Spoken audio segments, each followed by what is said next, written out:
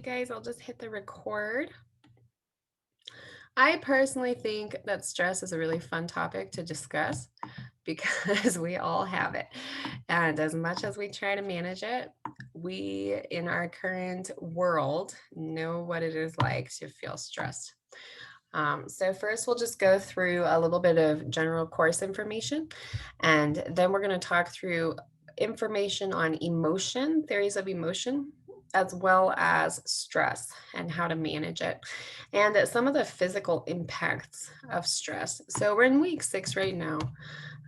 Obviously, you're all aware that we have the 3 assignments, no discussion this week, but instead it's the quiz, the topic submission for the final paper, which I'll go through and add approval and comments on those, and then the journal abstracts, which we've talked about before.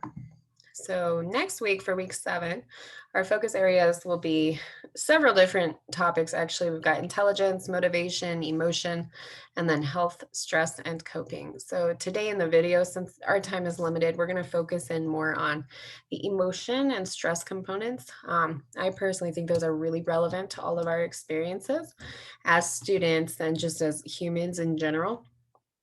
And as we learn more about ourselves and our emotions and our stress experiences, we can better support other people. And so, regardless of what you go into for your career in the future, or regardless of what you encounter in your personal life, mastery and understanding of these topics is going to be of great benefit. So, for week 7, we only have one assignment to turn in, and this will be a self-reflection paper. So I'll just talk through what that entails here for a minute. Emotional intelligence is known as EI. So we all know when we're talking about IQ, intelligence quotient, or general intelligence, we're looking at like spatial awareness, fluid reasoning, all of those cognitive components, working memory. And some feel that emotional intelligence, so awareness of other people and of ourselves and how we're interacting together, some of those verbal and nonverbal communication skills, managing conflict, being sensitive to the experiences and the feelings of other people, is in fact more important in the workplace than having a really high IQ. So some would posit that. And there's a little graph here, this chart, the domains of emotional intelligence. So obviously self-awareness, self-management, and then when you're encountering other people, that would be awareness of others and relationship management. So self-awareness obviously is where am I? Where am I at right now? What's going on with me? And how can I then manage that moving into self-management most effectively? So we all know the feeling, and this may have happened to you not too long ago, waking up like, man, I just feel grouchy. I'm not into it. I don't want to do this or that. I don't want to see this particular person, and I don't want to do this task in front of me. And I wish there was more money in the bank account, or all of these feelings. The dog just threw up. There's always something going on. And when we are aware, okay, I'm not in a good place, we can then move into self-management, which is how am I going to avoid raising my voice at a family member? Or how am I going to avoid, some of these tailspins, as we all know, are these spirals that we can get into where we end up doing or saying something that we might regret. So self-management falls into that self-control. If you're in a situation in work or in school where you feel, or in family or personal life, you feel very frustrated, it's that ability to be able to just walk away. And for some situations and for some people, that might come more easily than others. But knowing I need to take a deep breath, I need to just step aside, put my headphones in, put on a song for a minute. Like I need a breather. And what strategies are going to help you to get through those hard moments. So we do it every day, but self-management can be easier said than done, especially if our nerves are really frayed. I noticed, I myself noticed with the coronavirus situation and everything that's been going on the past year and a half or so, lots of people were very, very stressed and upset about a lot of different things. And as you guys know, it's not just the COVID situation itself, but it turned into the financial impacts of this and everything with the labor and people losing jobs and difficulty kind of across the board and just not being able to see people they wanted to see and hard things. And so what I noticed is going out in public, kind of as things were lifting and trying to get to the grocery store and stuff like that, I just picked up on, and I don't know if you guys did too, because every area is different. But I just picked up on people seeming really, really grouchy. And that was just my experience. People wouldn't hold the door, they'd just slam it in the person's face.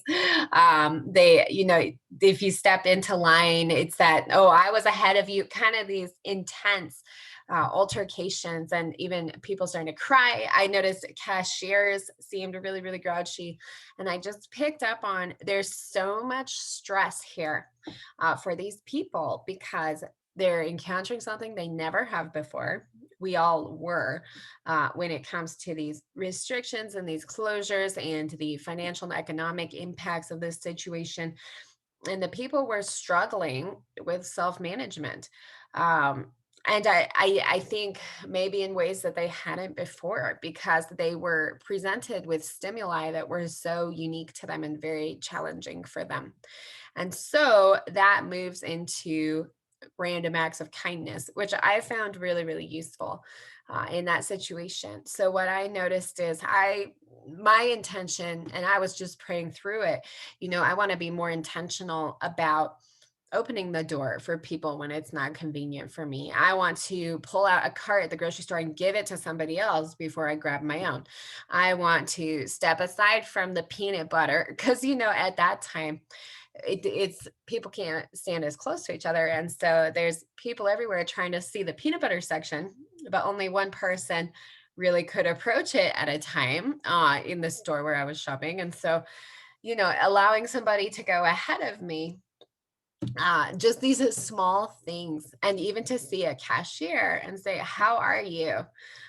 They act really surprised sometimes because I don't think that they necessarily hear that from a lot of customers. And so I noticed that made a big difference. But with self management, that dials back down to the stress topic that we'll be talking about. And it moves into social awareness, which is what I was just hitting on, which is that empathy. So it's perspective taking, putting ourselves in the shoes of other people.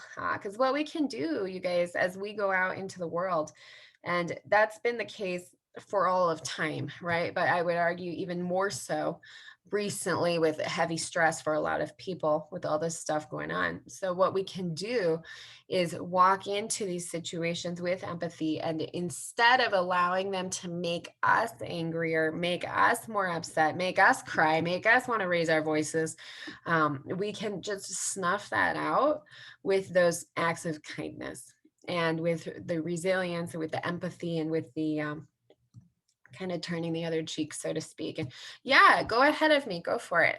It's all good. Have a good day, kind of a thing. And it's really amazing to see how that can diffuse some of those situations. I'm sure you guys have encountered that too. But that pulls us into the social awareness, the empathy, and then relationship management, obviously, the way that we interact with other people. So, what I'm going to do, because this will be a paper that we'll write, and we're going to talk about that as well. But before that, I just want to show you a cool thing on the side. This is called Castle. It's CASEL, Castle. And so this is a website, Collaborative for Academic, Social, and Emotional Learning. This is actually something that gets used a lot with children in the school setting. But I do want to show you all because I think this is a pretty cool framework. And it's a wheel for social emotional awareness that I think has a lot to do with what we're talking about. And this could be quite relevant, not only for a school, but for anybody, for adults as well. So basically, in education, there's a big focus coming in recently, even just over the past several years, on social emotional learning, which they call SEL, which is the idea that it's not all just about reading, writing, and math. We need to understand ourselves and we need to understand each other. So basically, in this castle wheel, this framework is that there are five key areas of social emotional learning. And you'll notice they're very similar to what we just went through. Just wanted to kind of show you another visual. The one in here that is kind of separate from what we just looked at is responsible decision making. And so the idea is that for children starting at a really young age, these competencies are presented and targeted and integrated into instruction throughout each grade level. That ideas are sent home for families to practice on, and that children have these active opportunities every day. So, an example would be integrating social emotional learning into to academic content. Let's say that a child is learning about a time in history, and instead of just writing a report or doing a poster about, okay, here's what happened, here were the dates, they would have to choose a certain historical figure and write or develop a submission putting themselves in the shoes of that person. So pretend you're that famous figure. What was it like for you? What emotions did you experience? So that's just an idea of, okay, it's not recreating the wheel, so to speak, but it's pulling these skills in and requiring them of children from a young age. And the idea is that this ultimately, as children get older, this could ultimately trickle into the workplace and into culture in general. Obviously, with the biblical perspective tied in, this is all much more powerful. And we think about love your neighbor as yourself and all of these main ideas about relationships and emotions that Christ teaches. But really it's just a kind of a cool wheel to look at. So that's what we have going on with emotion. I just wanted to make sure that y'all could see that. And then we'll go back to the paper. So for the paper, you're going to be taking a questionnaire, and it's very straightforward. I know y'all have done these types of quizzes before. You're just choosing, go with your first thought, your first impression. There are 40 questions. And I know sometimes it's hard to choose because you don't know, because you haven't encountered the situation before, or maybe both of them seem right, or neither of them really seem right. So just do your best with that. And then once you get done, you'll be scoring your test and you will receive results about your emotional intelligence status. So again, obviously it's not the Bible, it's not perfect, but it's kind of just a fun little measure to see what it has to say. And you might agree or disagree. And then as you write your paper, you'll have the opportunity to share whether you agree or disagree. So this is a 3 to 4 page paper. That means for 3 is the minimum, that we need to write 3 full pages. And that doesn't include the cover page or the reference page. And then you can hit up to 4 full pages of content as well. So you'll need at least 2 outside resources. One of those would be the Bible. So the other could be course text.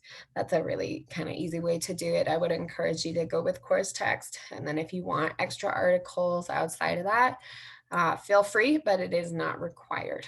Okay.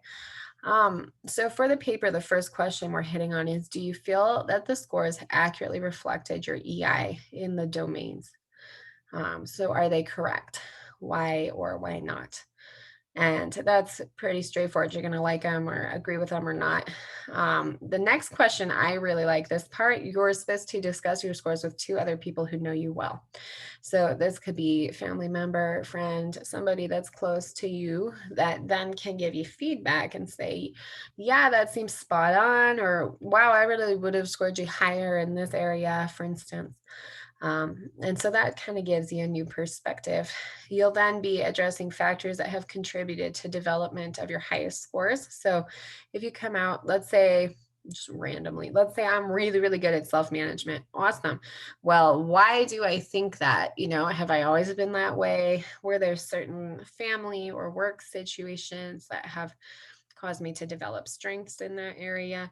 Um, and then, so you'll talk about your highest scores in that regard, and then you'll look at your lower scores and say, what could I do to grow in those areas? So, what are some specific strategies that I could implement? Moving forward to self reflection, how can this self reflection help you in your relationships with others? So, where's the benefit in this? And how will thinking about your own EI impact your relationships? And finally, obviously, very important would be the biblical perspective. So, you'll be tying in scripture as you conclude. Okay. So that is the EI paper. Any questions on it? Awesome. It's very straightforward. It's a fun one, so I'll be curious to hear what y'all come up with. And what I'll do, because as our time will be wrapping up, I do want to look at the topic of stress now that we've talked through some information on emotion, and obviously your text will go into more depth about that.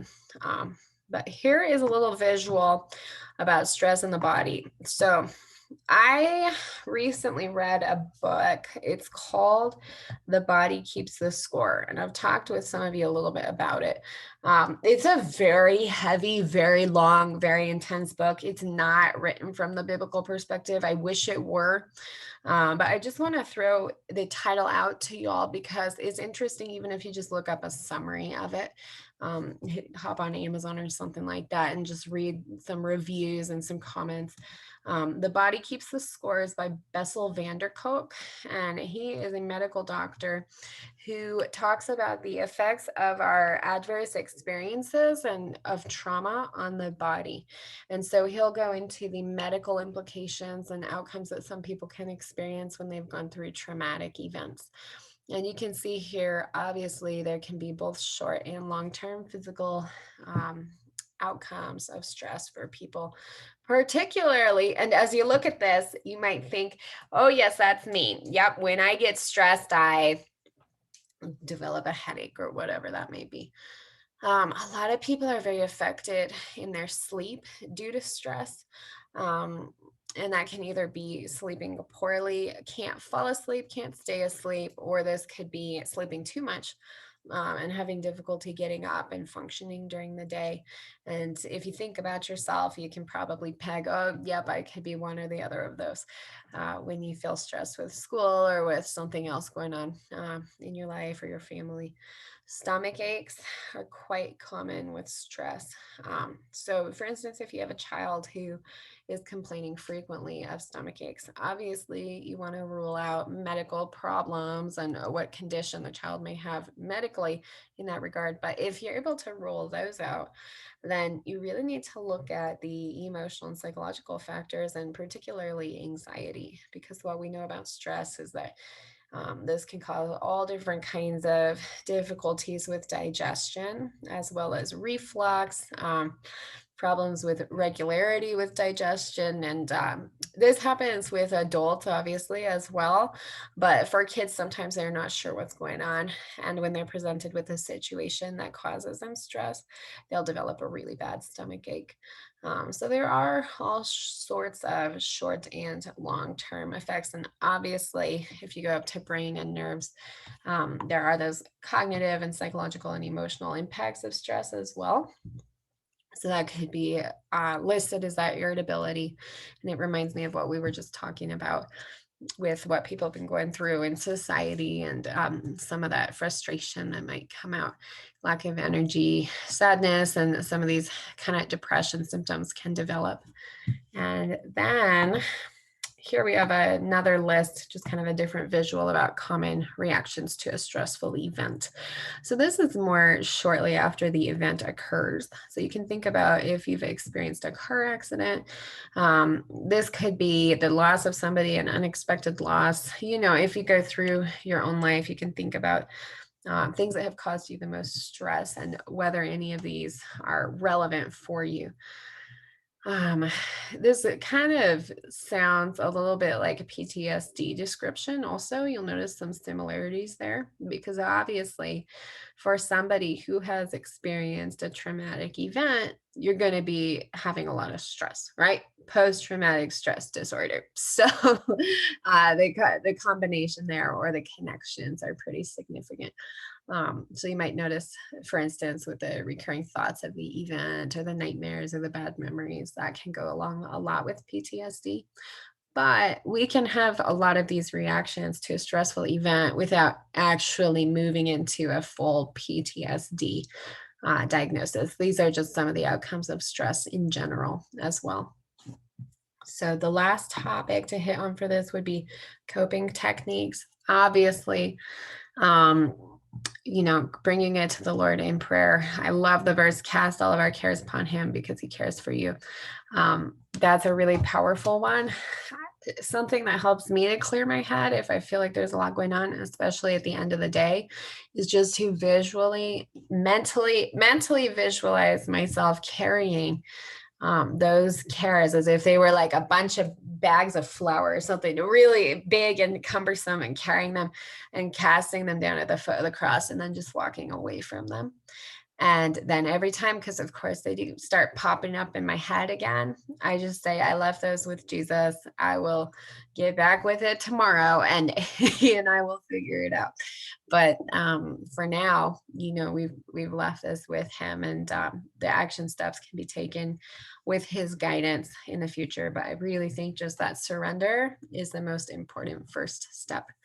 And on another practical note, aside from prayer and from time in the Word and time in fellowship and healthy mentoring relationships, things like that, obviously, eating, you guys, like when people are stressed, and you can think about yourself too, we have a tendency to either not eat enough or to eat too much. And it just depends who you are. But some people really do lose their appetites, and other people, it's a way that they cope with the stress. Either one can end up as a concern for health.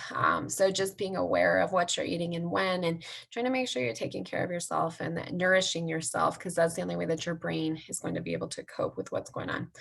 Physical activity obviously is recommended. And I think we all picture ourselves, sweating it out at the gym, and it doesn't have to be that. I think it's nice to remember exercise can be bathing pigs, as Faith was talking about, or it could be just going for a really good walk, getting some fresh air. There are all sorts of options for physical activity that don't involve a paid membership and a heavy duty cardiovascular. It doesn't have to be that way to still get some benefit from it.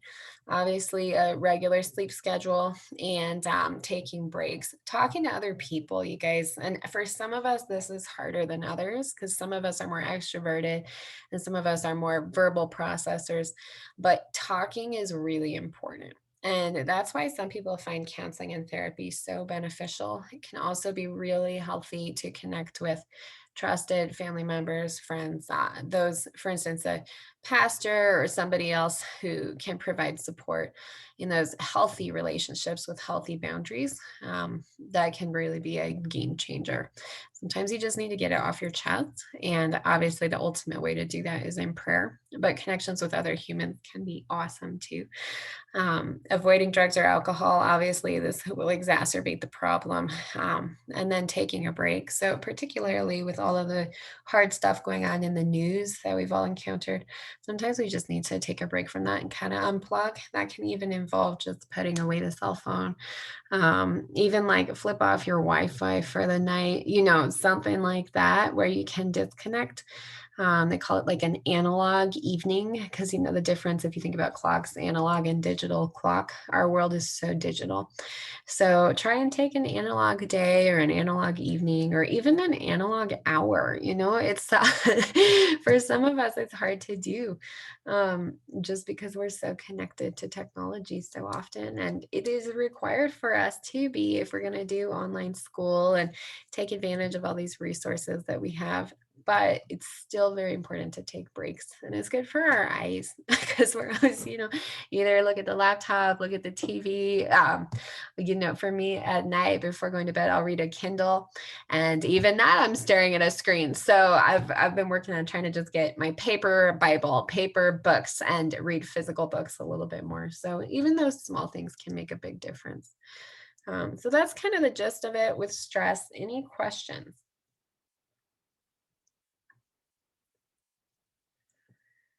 Kind of fun to talk about, right? Because this is something that we all go through.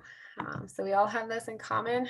As they say, nobody gets gets away without our fair share of stress and our fair share of difficulty, because the Bible says, "In this world you will have trouble, but I bring you my peace."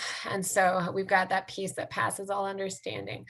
And I think that's the most important conclusion when we're talking about stress. But it is kind of cool to take a look at it with the physical and emotional and psychological components in mind. So thank you all for coming. And with that, we'll wrap up.